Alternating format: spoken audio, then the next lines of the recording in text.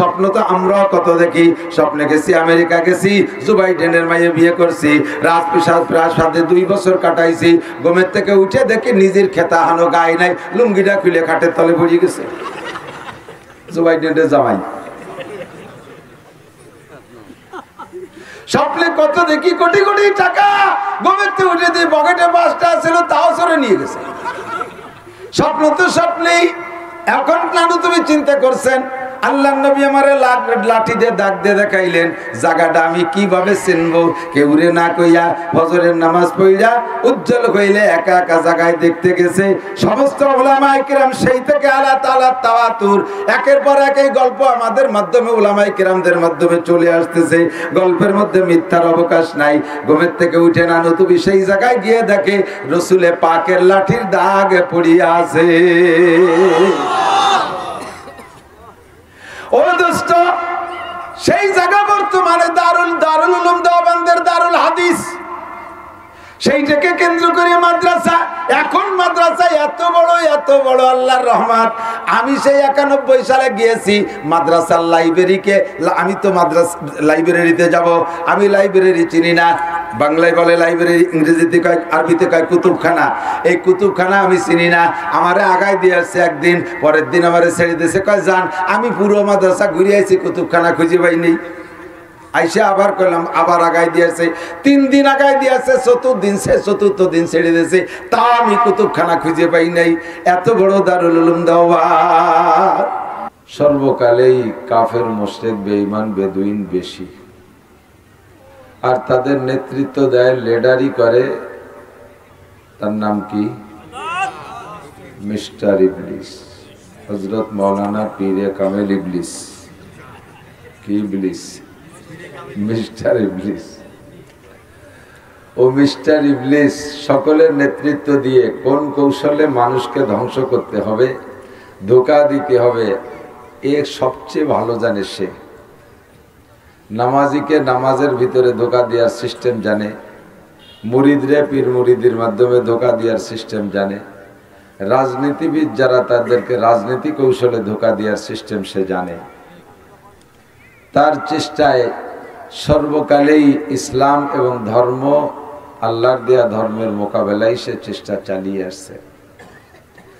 যুগে যুগে বিভিন্ন সময়, শতাব্দীতে বা আলফ হাজারের মাথায় মাথায় বড় ধরনের একটা ট্র্যাজেডি সে ঘটাইছে।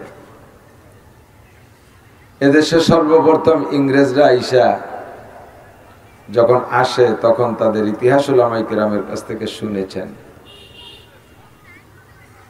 নীল চাষের ব্যবসা, বিভিন্ন প্রকারের ব্যবসার নাম নিয়ে আইসা সারাটা দেশ জুড়ে দখল করে বসছে। সুন্দরভাবে কৌশল করে মানুষকে জাগতিক উন্নয়নের পথ দেখাইয়া এদেশের মানুষকে জিম্মি করে এই ভারত উপমহাদেশ থেকে কোটি কোটি কোটি কোটি টাকার সম্পদ লুটে পুটে নিয়ে তাদের ইংল্যান্ডের গোডাউন লোড করেছে। যখন তারা আসছে তখন এদেশে এসে তাদের টার্গেট ছিল আমার দিক খুব খেয়াল করতে হয়। বাংলাদেশের মাহফিলের শ্রোতাদের সিস্টেম হলো, যে সময় থেকে সুর শুরু হবে ওই সময় টুকির নামাজ, এর আগের পরে টুকির নামাজ না। সুর আমার আগেও নাই পরেও নাই। এই কাটা কাটা ভাঙ্গাচুরা কথা আল্লাহ যা বলায় আপনারা শুনেন, এর দ্বারা যদি ফায়দা হয় হবে, না হলি পারা আলাইহিল বালাগ। আমার দায়িত্ব পৌঁছাই দেওয়া। ফমান শাআ ফালইউমিন ওয়া মান শাআ ফালইয়াকফুর। যার মনে চায় মানবেন, যার মনে চায় না মানবেন না। আমাদের দায়িত্ব খালাস। তো দেশে আইসা ইংরেজদের আন্দোলন, খুফিয়া আন্দোলন, গোপন আন্দোলন, ওপেন আন্দোলন, সর্বদিকদের আন্দোলনের টার্গেট ছিল উলামায়ে কেরাম। মুসলমান তো জেনারেল শিক্ষিত মুসলমান, IA BA MA BCS pass মুসলমান ছিল, ডাক্তার ইঞ্জিনিয়ার মুসলমান ছিল, মাস্টার প্রফেসর মুসলমান ছিল, বহুত বড় বড় অফিসার ছোট বড় মুসলমান ছিল পাবলিক, কিন্তু পাবলিক মারে নাই। স্কুল কলেজ ইউনিভার্সিটি বন্ধ করে নাই, বন্ধ করছে মসজিদ, বন্ধ করছে মাদ্রাসা, মারছে তারা উলামায়ে কেরামকে।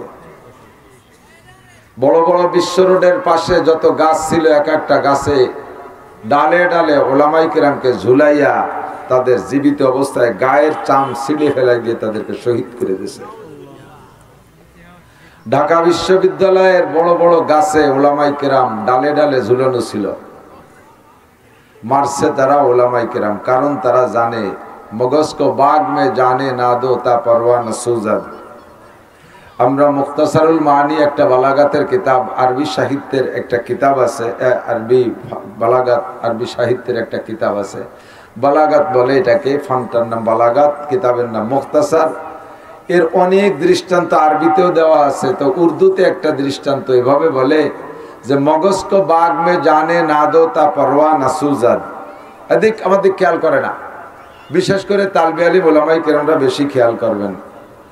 আল্লাহ আশাবা সগীরা আফনাল কবির কাদরুল গদাতে অমরুল আশি, এ সমস্ত মাঠে একদিন বয়ান করতেন সদস্য হুজুর, হাফেজি হুজুর, শাইখুল হাদিস শাহ হুজুর, কাশিয়ারে হুজুর, আলী হুসেন শাহ হুজুর, হাবিবুল্লাহ মিসবাহ শাহ হুজুর, এ জাতীয় বড় বড় ওলামাই কেরামরা বয়ান করতেন। তারা ধীরে ধীরে চলে গেছে, এরপরে উঠছি আমরা।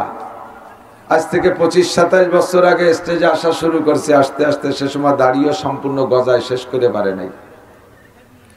তারপরে দাড়ি গজানো শেষ হয়ে গেল, একটা একটা করে পাক ধরলো, এখন অর্ধেকের বেশি পেকে গেছে। একদিন আমিও থাকবো না, এই চেয়ারটা তো খালি করা যাবে না, এই চেয়ারে লোক তৈরি করতে হবে। আর সব কথা কিতাবে পড়িয়ে কিন্তু বয়ানে আনা যায় না, অনেক কথা শুনতে হবে।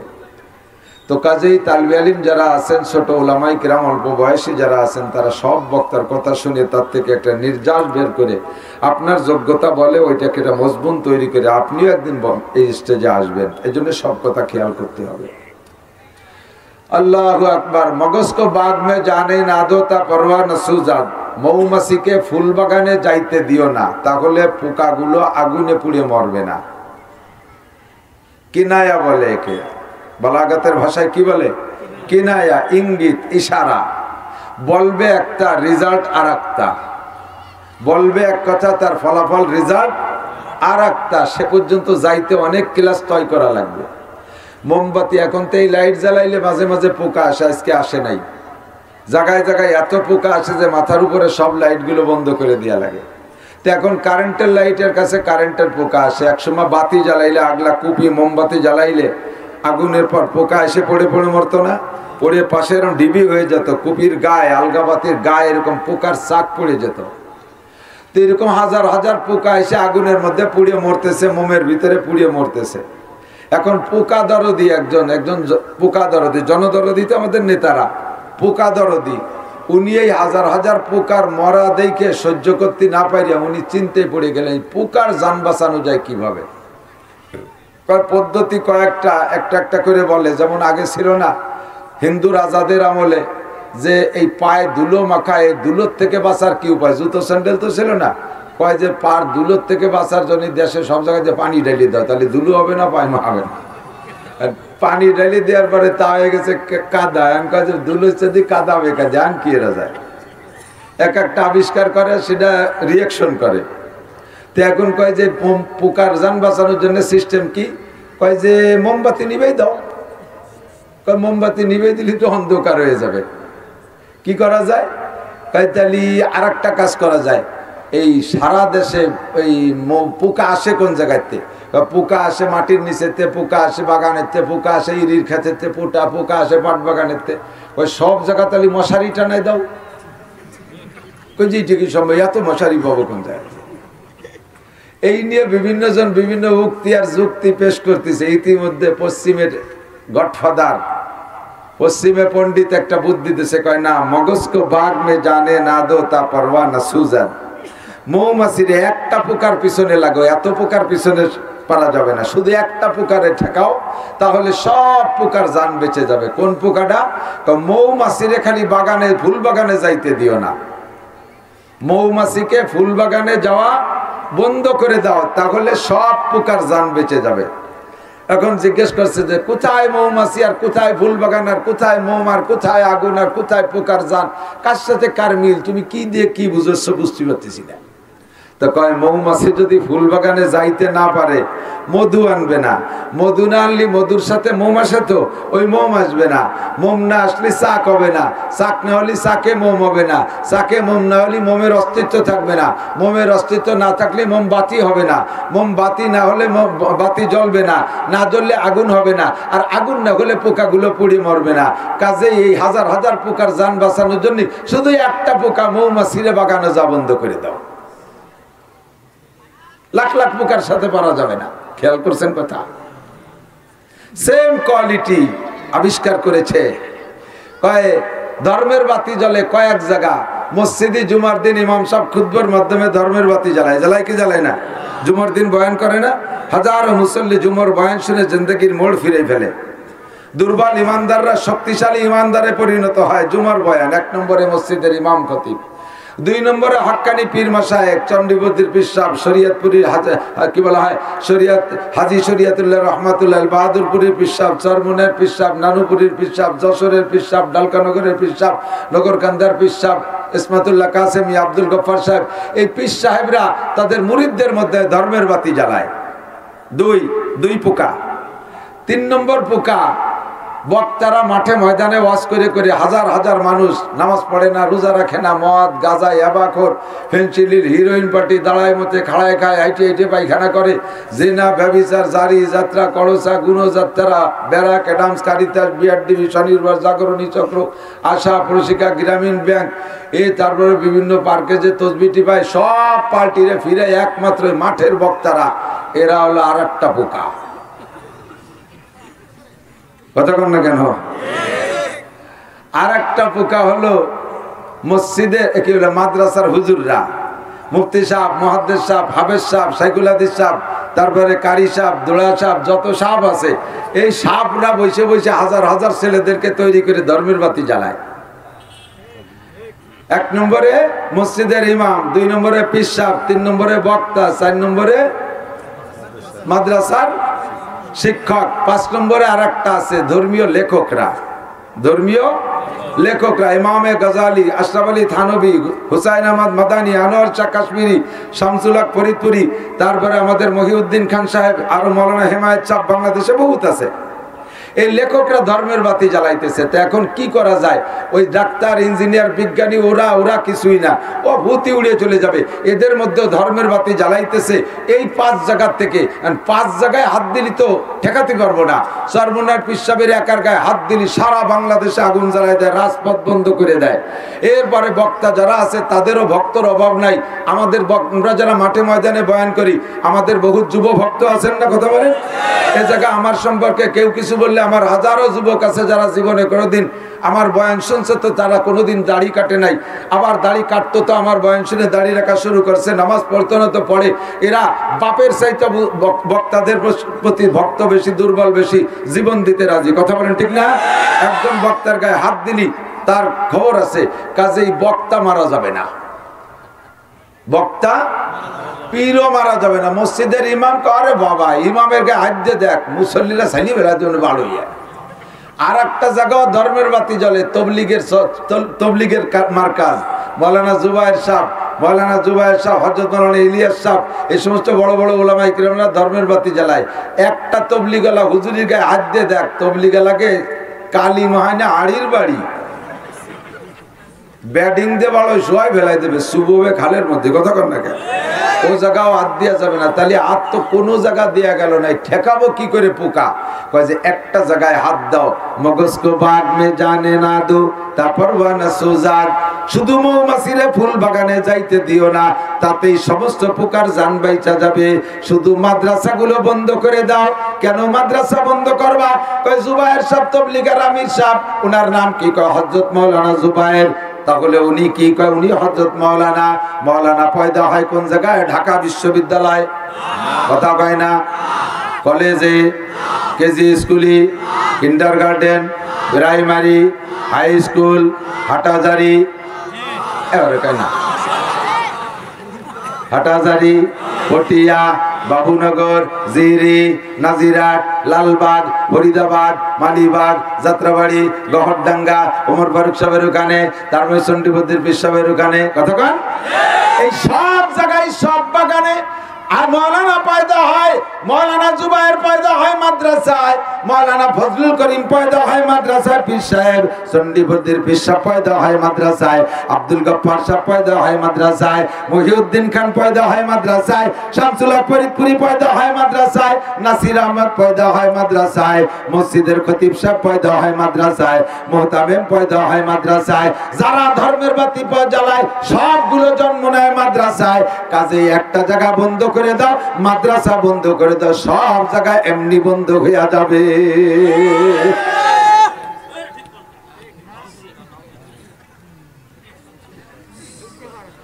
আল্লাহ কথা বলেন ঠিক না রাখবে? ঠিক। ওদের এই বক্তব্য, এক জায়গা বন্ধ করলে সব বন্ধ। মাদ্রাসা নাই তো ইমাম নাই, মাদ্রাসা নাই তো জুবায়ের আহমদ নাই, মাদ্রাসা নাই তো বক্তা নাই, মাদ্রাসা নাই তো পীর নাই। এই জন্য তারা স্কুল কলেজ ইউনিভার্সিটিতে হাত দেয় না। ইংরেজরা আইসা কোন ডাক্তার ইঞ্জিনিয়ার বিজ্ঞানী মুসলমানকে মারে নাই, কোন কৃষকরে মারে নাই। আইসা 80,000 মাদ্রাসালে তালা লাগাই দিয়া, লক্ষ লক্ষ মসজিদ বন্ধ করে দিয়া, হাজার হাজার লক্ষ লক্ষ উলামায়ে কিরামকে ধ্বংস করে দেছে। উদ্দেশ্য তাদের কি? ইউরিদুনা লিইউতফিউ নূরাল্লাহি বিআফওয়াহিহিম ওয়াল্লাহু মুতিম্মু নূরিহি ওয়ালাউ কারিহাল কাফিরুন। চিরাগে রাকে ইজ্জত বার ফুরুজাত, কাছে কাস্তা বোঝানাদের শেষ বসুজাত। ধর্মের যেই বাতি আল্লাহ জ্বালায়, ওই বাতি জগতের কেউ নিভাইতে পারে না। 80,000 দৌড়ে হাদিস মাদ্রাসা বন্ধ করেছিল, কয়েক লক্ষ আলেমকে শহীদ করে দিয়েছিল। উদ্দেশ্য তাদের আলেম না থাকলে ইসলামের দাওয়াত থাকবে না। আমাদের মন্ত্রী মহোদয় বলেছেন, ভালো কথার মধ্যে একটা, দাওয়াতের কাজ চালু রাখতে হবে। ইসলাম প্রচার, ইসলামকে জিন্দা রাখতে হলে দাওয়াত চালু রাখতে হবে। কতক্ষণ ঠিক না? এই দাওয়াত বন্ধ হবে তো সব বন্ধ হবে। আর দাওয়াতের দায়ী হলো ওলামায়ে কেরাম। কাজে ওলামায়ে কেরামের প্রোটেকশন বন্ধ করে দাও। ডাইরেক্ট বন্ধ করেছে, যত চেষ্টা আছে সব চেষ্টা চালাইয়া বন্ধ করেই দিয়েছিল। আল্লাহ পাক রব্বুল আলামিন আবার ধর্মের বাতি জ্বালানো শুরু করে দিয়েছেন। এ ভাই, 88 বন্যা 98 বন্যা আপনাদের এদিকে হয়েছিল না? আমাদের এই অঞ্চল ভরে হয়েছিল। মনে আছে মুরব্বীরা, ছোটরা যারা দেখে নাই মনে নাই? 88 আর 98 বন্যার পানির মধ্যে কি জীবাণু আর কি বিষ আল্লাহ ছেড়ে দিয়েছে আল্লাহ জানে। শৈল মাছ, কই মাছ, টাকি মাছ, বাইন মাছ, দেশি সব মাছের ক্যান্সার। মনে আছে? সব মাছের ক্যান্সার, পচে গেছে মাছ। এই 88-98 বন্যার পচা পানিতে এই দেশের সব দেশি মাছ শেষ হয়ে গেল, বিলুপ্ত হয়ে গেল। বাজারে শৈল মাছ পাওয়া যায় না, সরপুটি মাছ পাওয়া যায় না, বাইন মাছ পাওয়া যায় না, টাকি মাছ পাওয়া যায় না। ঘের বেড়িতে আমরা পালিত মাছ পাই, লালন পালন কইরা চাষি মাছ আমরা খাইতে থাকি। দেশি মাছ পাওয়া যায় না, অনেক দিন পর্যন্ত পাওয়া যাইতো না, আবার এখন পাওয়া যায় কি যায় না? কতক্ষণ যায়? আসলো কোন জায়গা থেকে? কোন জায়গা, কোন ধাপের তলে, গাউতার নিচে হয়তো এক জোড়া সরপুটি ছিল, সেখান থেকে প্রোটেকশন শুরু হলো। 2টা টাকি মাছ ছিল, সেখান থেকে প্রোটেকশন শুরু হলো। 2টা শৈল মাছ ছিল, সেখান থেকে প্রোটেকশন শুরু হলো। আস্তে আস্তে এমন করে সব দেশি মাছ, বিলুপ্ত মাছগুলো আবারও বাজারে আসা শুরু হয়ে গেছে, বিলের মধ্যে এসে গেছে। আল্লাহু আকবার। সেম কোয়ালিটি উপমহাদেশ থেকে ওলামায়ে কেরামরা প্রায় শেষ করে দেওয়ার পথে। ইতিমধ্যে দারুল উলুম দেওবান্দের এলাকা, দেওবান ছোট্ট একটা শহর, এখনো সে শহরে হিন্দু বেশি। ওই শহরটা বড় ঘনবসতির শহর, ওর ভিতরে একটা সাধারণ জায়গা। ওখানে 2টা মাছ, একটা মাছের নাম কাসেম নানুতুবি, আর একটা মাছের নাম মোল্লা মাহমুদ। 2টা মাছ ওই জায়গা আল্লাহর কাছে কান্নাকাটি করতে করতে, একটা গাছ আছে ওখানে, গাছটার নাম হলো ডালিম গাছ। আমিও দেখেছি, 91 সালে গিয়েছিলাম। আমাদের এলাকায় যথেষ্ট ওলামায়ে কাসেমি আছে। দারুল উলুম দেওবান্দে যারা পড়ে তাদেরকে কাসেমি বলা হয়। ওনরা আমার চাইতে বেশি সুন্দর বলতে পারবে। আমি মাত্র 10 দিন ছিলাম, দেখে আসছি। সেই ডালিম গাছটা 7টা মসজিদের ভিতরে ছিল। ডালিম গাছ, ঘর নাই, বাড়ি নাই, কিছু নাই। ডালিম গাছের নিচে শিক্ষক হলেন মোল্লা মাহমুদ, আর একটা ছাত্রটার নাম হলো শাইখুল হিন্দ মাহমুদুল হাসান দেওবন্দি। একজন উস্তাদ, একজন ছাত্র ডালিম গাছের নিচে বসে পড়াপড়ি শুরু হয়ে গেল। আমার দর্শে নিজামি দ্বীনে মুহাম্মদী সাল্লাল্লাহু আলাইহি ওয়াসাল্লামের পুনর্জাগরণের শিক্ষা ব্যবস্থা আবার শুরু হয়ে গেল। কান্নাকাটি করেন তানাগিরিয়াদ কোদাকে হালওয়া বরুস বাহরে বক্সা ইয়াসনমিয়া ইয়াত বাজস। কাসেম নানু তুমি কান্দে আল্লাহ, এই আমার দিক তাকান। আল্লাহ যেই বিদ্যা পয়লা তোমারে অস্বীকার করে, যেই বিদ্যায় বিদ্যান হইয়া তোমারে অস্বীকার করে, ডাক্তার হয়ে তোমারে মানে না, ইঞ্জিনিয়ার হয়ে তোমারে মানে না, বিজ্ঞানী হয়ে তোমারে মানে না, ইংরেজি পড়ে তোমারে মানে না, অঙ্ক পড়ে তোমারে মানে না, সায়েন্স পড়ে তোমারে মানে না, বিজ্ঞান পড়ে তোমারে মানে না, যেই বিদ্যা পড়ে তোমারে অস্বীকার করে, সেই বিদ্যার বিদ্যালয়গুলো আকাশচুম্বী বিল্ডিং, বিল্ডিং বড় বড় বিল্ডিং, আর হাজার হাজার একর জায়গা দখল করে তারা বিল্ডিং বানাবে, তারা শিক্ষালয় বানাবে, আর তোমার কোরআনের ঘরে জায়গা পাবে না, তোমার কোরআনে ঘর পাবে না, জায়গা পাবে না। রব্বুল আলামিন কেমন সিদ্ধান্ত, আমারে মাদ্রাসা করার জায়গা দেখায় দাও। নানু তুমি কান্দে আর কান্দে, কান্দতে কান্দতে ঘুমিয়ে গেছে। ঘুমের মধ্যে স্বপ্নে দেখে বিশ্বনবী মুহাম্মদুর রাসূলুল্লাহ সাল্লাল্লাহু আলাইহি ওয়াসাল্লাম আয়েশা কয়, ও কাসেম কাঁদছো কেন? কাসেম নানু তুমি বলেন, হযরত ইয়া রাসূলুল্লাহ আমি মাদ্রাসা করব কোন জায়গায়? খালি হিন্দু আর হিন্দু, হিন্দুরা ইংরেজদের পাচাটা হয়ে গেছে, হিন্দুরা ইংরেজদের পাচাটা হয়ে গেছে। এখন হিন্দু আর ইংরেজ মিলে মার, মুসলমান মার। আল কুফরু মিল্লাতুন ওয়াহিদা। প্রত্যেক ধর্মের ভিতরে ফারফার ডিফারেন্স আছে। ক্বালাতি ইয়াহুদু লাইসাতিন নাসারা আলা শাই ওয়া ক্বালাতিন নাসারা লাইসাতিল ইয়াহুদু আলা শাই আলা শাই। ইহুদিরা কয় নাসারা কোন ধর্মের জাত না, আবার নাসারারা কয় তোরা কোন জাতি না। দুই দল মিলে হিন্দুকে কয় তোরাও কি গুলার ডিম করো, তিন দল মিলে বুদ্ধকে কয় এ নেড়ার পার্টি, ও কি ধর্মই আবার নাসারা সিয়ারিস। চার ধর্মের মধ্যে ফারফার ডিফারেন্স। যখন মুসলমান মারার দরকার হয়, চারিয়ে ধর্মের সব মিলে এক হইয়া যায়। আল্লাহ ওগো আল্লাহ নবী আমি এই হিন্দু আর দূষিত দেশে মাদ্রাসা করব কিভাবে? নবী পাক বলেন, কাসেম আসো আমার সাথে। হাত ধরে নিয়া নবী পাকের হাতের লাঠি দিয়ে দাগ দিয়ে দেখাইছে, কাসেম এই জায়গা মাদ্রাসা করবা। রাতের বেলা স্বপ্নে দেখায় দিয়েছেন, দাগ দিয়ে দেখায় দিয়েছেন, নবী চলে গেছেন, ঘুম ভেঙে গেছে। আরে ভাই স্বপ্ন তো স্বপ্ন, স্বপ্ন তো আমরাও কত দেখি। স্বপ্নে গেছি আমেরিকা গেছি, জো বাইডেনের মাইয়ে বিয়ে করছি, রাজপ্রাসাদে 2 বছর কাটাইছি। ঘুমের থেকে উঠে দেখি নিজের খেতা হানো গায়ে নাই, লুঙ্গিটা খুলে খাটের তলে পড়ে গেছে জো বাইডেনের জামাই। স্বপ্নে কত দেখি, কোটি কোটি টাকা। ঘুমের থেকে উঠে দিয়ে পকেটে 5টা ছিল, তাও সরে নিয়ে গেছে। স্বপ্ন তো স্বপ্নেই। এখন নানু তুমি চিন্তা করছেন, আল্লাহ নবী আমারে লাঠি দিয়ে দাগ দিয়ে দেখাইলেন, জায়গাটা আমি কিভাবে চিনবো? কেউরে না কইয়া ফজরের নামাজ পড়িয়া উজ্জ্বল হইলে একা একা জায়গায় দেখতে গেছে। সমস্ত উলামায়ে কেরাম সেই থেকে আল্লাহ তাআলা তাওয়াতুর একের পর এক এই গল্প আমাদের মাধ্যমে উলামায়ে কেরামদের মাধ্যমে চলে আসতেছে। গল্পের মধ্যে মিথ্যার অবকাশ নাই। ঘুমের থেকে উঠে নানু তুমি সেই জায়গায় গিয়ে দেখে রসুলে পাকের লাঠির দাগ পড়িয়া আছে। ও দোস্ত, সেই জায়গা বর্তমানে দারুল উলুম দেওবন্দের দারুল হাদিস, সেইটাকে কেন্দ্র করে মাদ্রাসা। এখন মাদ্রাসা এত বড় আল্লাহর রহমত। আমি সেই 91 সালে গিয়েছি মাদ্রাসার লাইব্রেরিকে। আমি তো মাদ্রাসা লাইব্রেরিতে যাব, আমি লাইব্রেরি চিনি না। বাংলায় বলে লাইব্রেরি, ইংরেজিতে কয়, আরবিতে কয় কুতুবখানা। এই কুতুবখানা আমি চিনি না। আমারে আগায় দিয়ে আসছে একদিন, পরের দিন আমারে ছেড়ে দিয়েছে, কয় যান। আমি পুরো মাদ্রাসা ঘুরে আইছি, কুতুবখানা খুঁজে পাইনি। আইসা আবার করলাম, আবার আগায় দিয়েছে। 3 দিন আগায় দিয়েছে, চতুর্থ দিন ছেড়ে দিয়েছে, তা আমি কুতুবখানা খুঁজে পাই নাই। এত বড় দারুল উলুম দেওবন্দ। আল্লাহু আকবার। হাটাজারি মাদ্রাসা, এদিক আমাদের বাংলাদেশের হাটাজারি পটিয়া যান, ওইরকমই প্রায় কাছাই গেছে। এই হাটাজারি মাদ্রাসা আমি শুনছি নানুপুর পড়তে যাইয়া। হাটাজারি মাদ্রাসা যখন সর্বপ্রথম শুরু হয়েছে, পাহাড়ি সন্ধে বানানো ঘর, আর ওই পাহাড়ি বাঁশের বেড়া, ভালো বাথরুম নাই। এখন তো প্রত্যেক মাদ্রাসা আলিশান বাথরুম।